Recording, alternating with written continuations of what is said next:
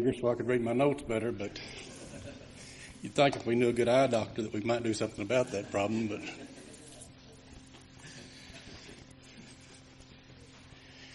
a couple of weeks ago, I went to a meeting concerning cattle in Joplin, Missouri. And in order to get to Joplin, went through Springfield and got on Interstate 44 north of Springfield. And I was driving along there and you top a rise and whatever, and it was absolutely amazing that, we're paying $2 almost for gas or some places. And everybody gripes about it. But traffic on that interstate was bumper to bumper very near. Everybody blowing along at 75 miles an hour, just like, burning her as fast as you can pump it in there.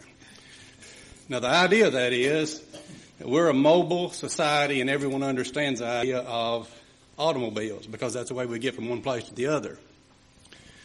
And several years ago, I bought a used truck. It had something like 100 and something thousand miles on the speedometer. And at the time I bought it, it was reasonably priced, and I drove the thing for probably 50,000 miles. Or more, and I asked the guy that I got it from where it came from. He said, well, the mail carrier had it before you had it.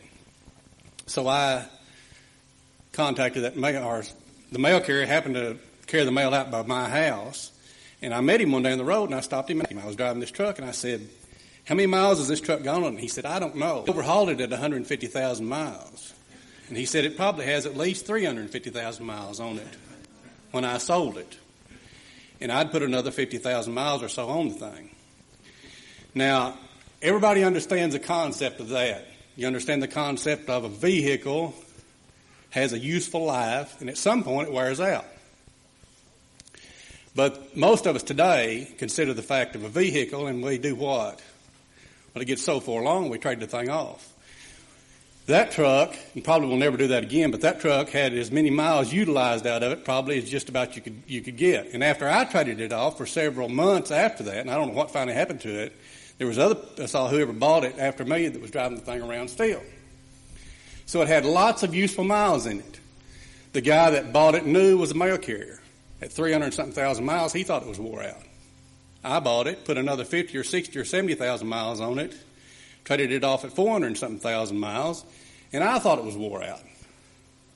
The guy that bought it after me drove it a bunch of miles after that. Now, the point is the usefulness of something. And we understand the usefulness of that, and that we don't always utilize what we are using to the best of our ability. Now, the thing that we're going to talk about tonight is the utilization of time. Now, when Christianity requires, first and foremost, a change of life. If you're going to be a Christian, you are required to live by the rules and regulations that God has put forth to you. And one of the first things that Christianity requires of you is a recognition of the fact that time must be used in order to abide by the things that God would have you to do. Now, the thing about time is there's only so much of it. But when you consider the fact that everybody just about at some point can say, well, if I could call back a few years, or if I could do this or that and do it over, then I would do this. Now, you don't get to do that. And it doesn't matter if you're 100 years old, or if you're 50 years old, or if you're 13, or 25, or anywhere in between any of those.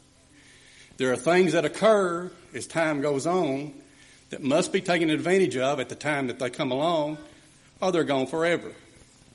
As you progressively age and mature, some of the things that were available to you at a younger age are no longer available.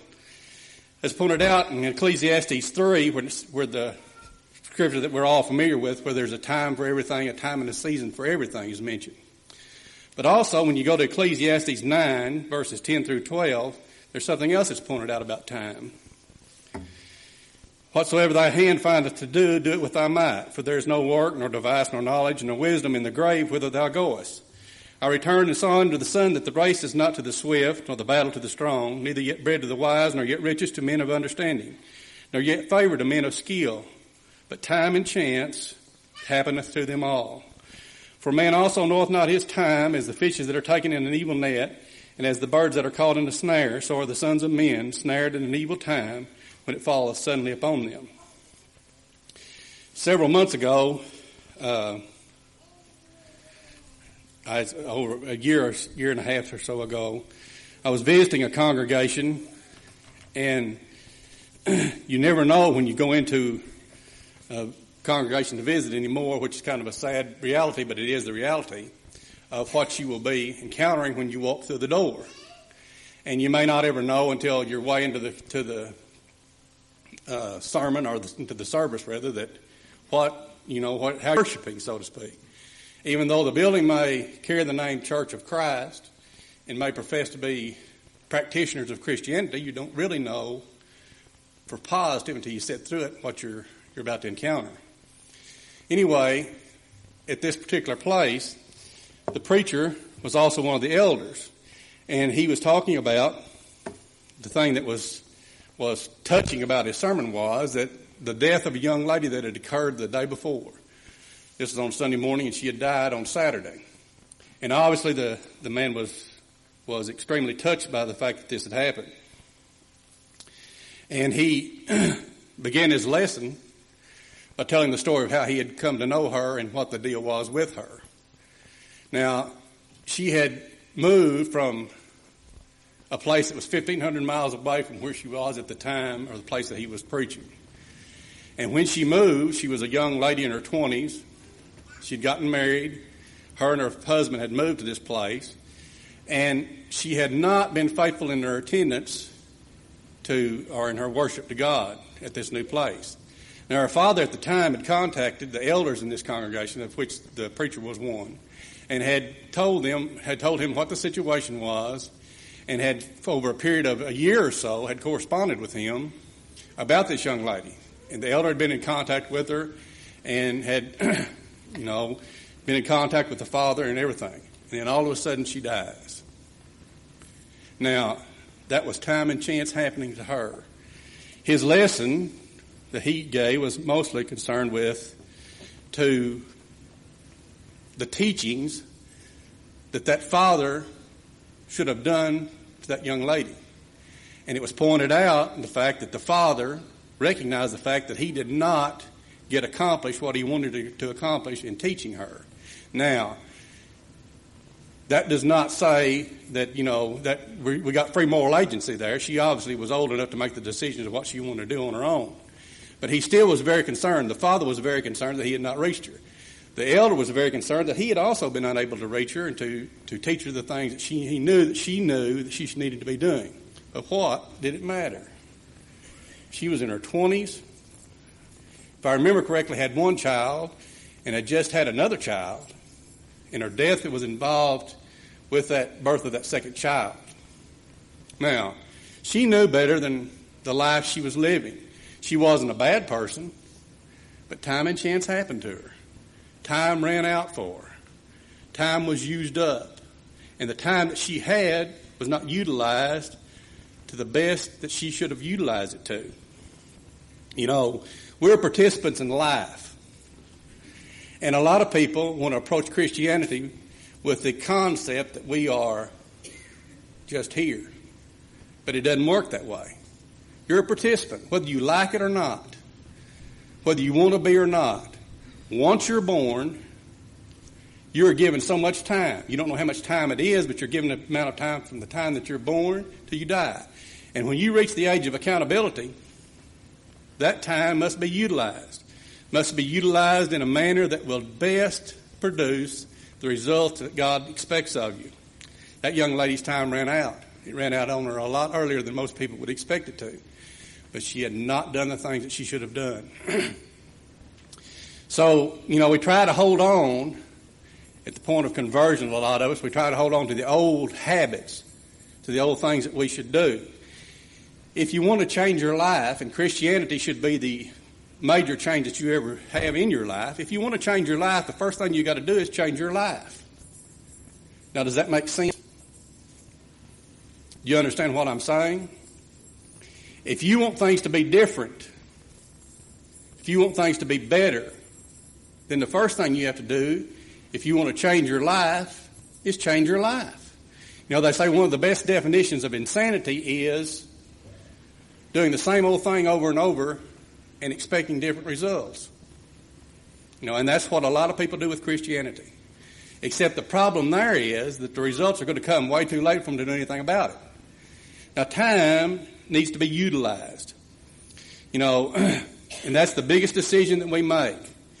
You can say, well, I can't do this, or I can't do that, or I don't do this, or I don't do that. But people that accomplish things, people that get things done, people that we admire in our everyday walks of life, what is the thing that most people say something about them? They get a lot done in the time that they're given. How much time are they given? Same amount as you and I. They're just 24 hours in every day.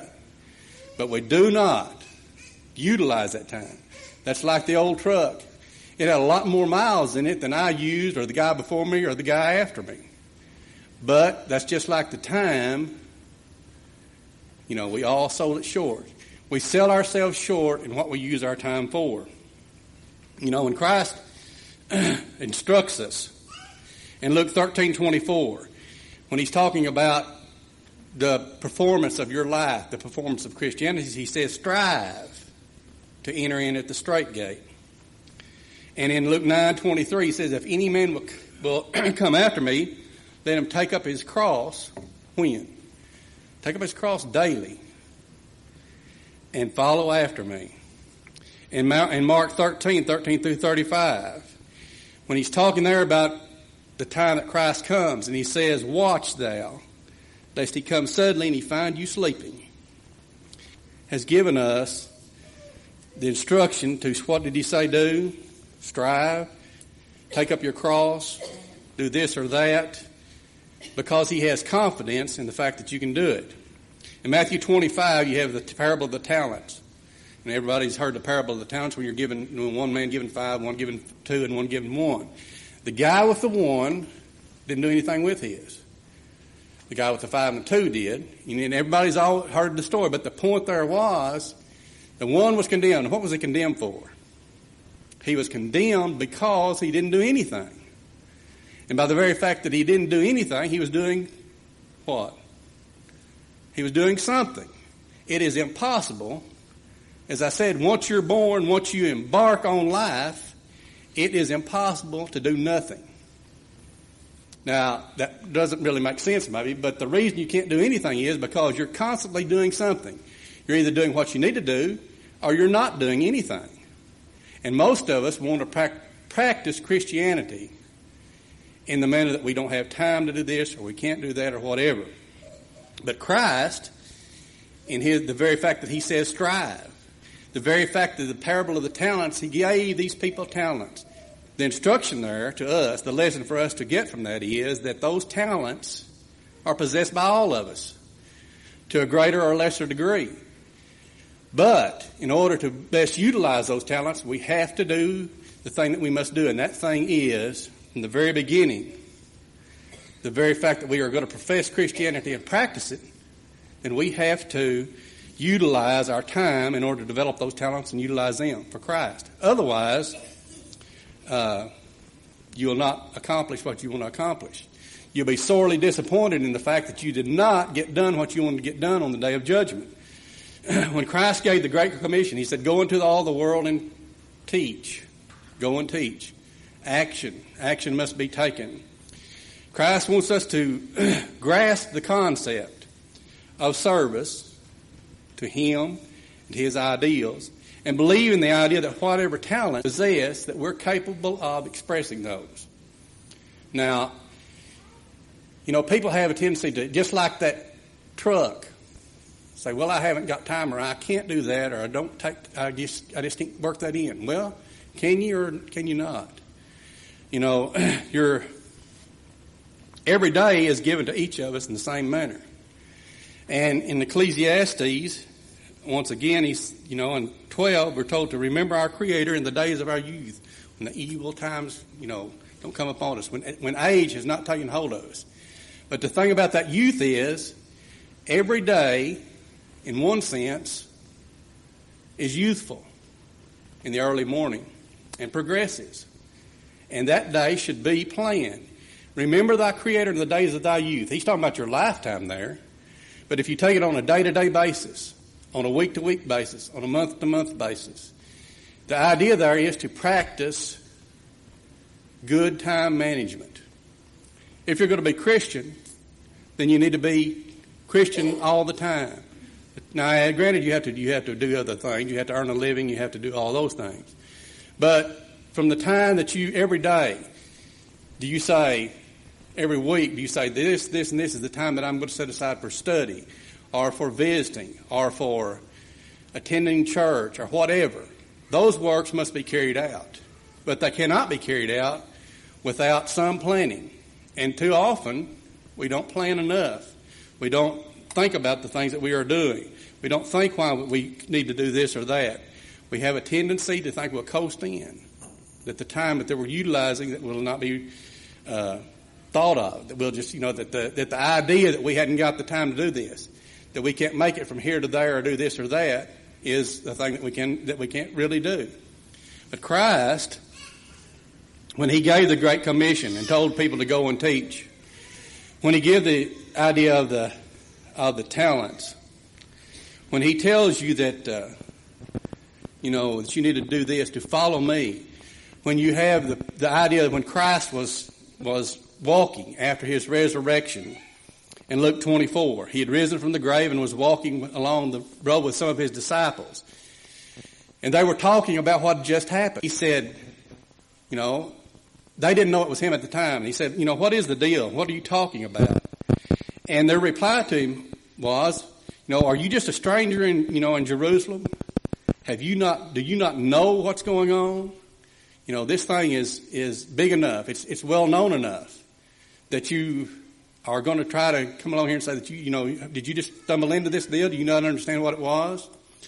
The teachings, the ideas, when Paul in Acts 22 talks about Paul's conversion on the road to Damascus, and it's recounted in Acts 26. And in Acts 26, Paul is before Festus and Agrippa. And at this time, he, is at the upper echelons of the powers that be at that time.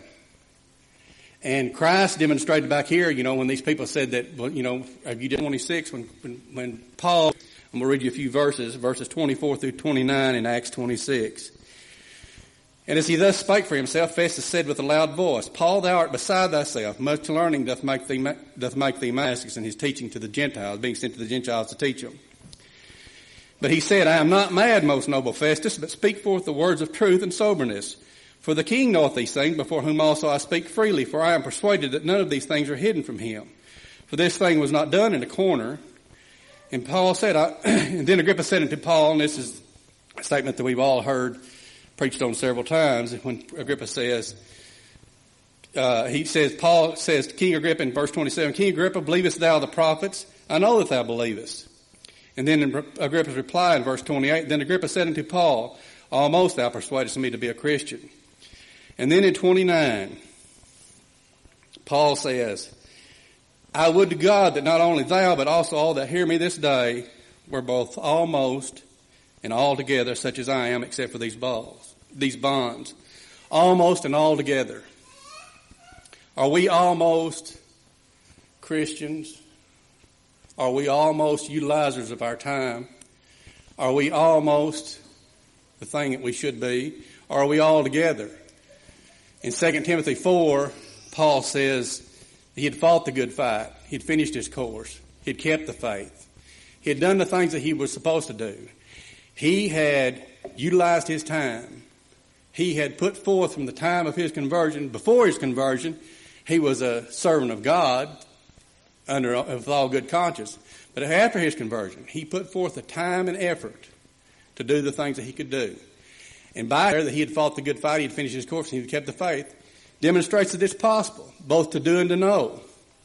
Service to God requires action. That's pointed forth in Mark 16. Action requires effort. Effort requires time. And now, when you make the excuse, make the reason. Is it a reason or is it an excuse? Do we do or not do the things that we do because we don't have the time, or do we do or not do the things we do because we don't take the time, because we don't plan the time? Is the importance of Christianity to us as something secondary to the importance of everything that we do in our everyday life? Or is it something that we primarily plan for, that we primarily utilize our time to do? In the end, sometime back, talking about making conversation with people. And they said that one of the best ways or one of the things that you could do if you were talking to your children or to your friends or whatever, was to ask them two questions. And to ask yourself that so that you might answer. The two questions were, what is your greatest hope? And what is your greatest fear? To a Christian, those questions should both be answered relatively easy. Your greatest hope would be what? Eternal life. And your greatest fear should be, my greatest fear is to be standing before God. And He says, you didn't use your time wisely. You wasted the time I gave you, the thing that you should do. Time requires, as I said before, attention. It requires attention because it's limited. And the excuse that we put forth, that we haven't got the time to do this or that we do this, and that we, don't really need to do something else. The question should more appropriately be, and you're judged by idle words, and we sing songs. And one of the songs we sing is, Here Am I, Send Me. Well, are you truly ready to live up to that statement, Here Am I, Send Me? Or do you really think, I'll sing Here Am I, Send Me, but I hope He don't call. And if He does, I hope I'm not busy. If you're subject to the invitation in any way, come while we stand and sing.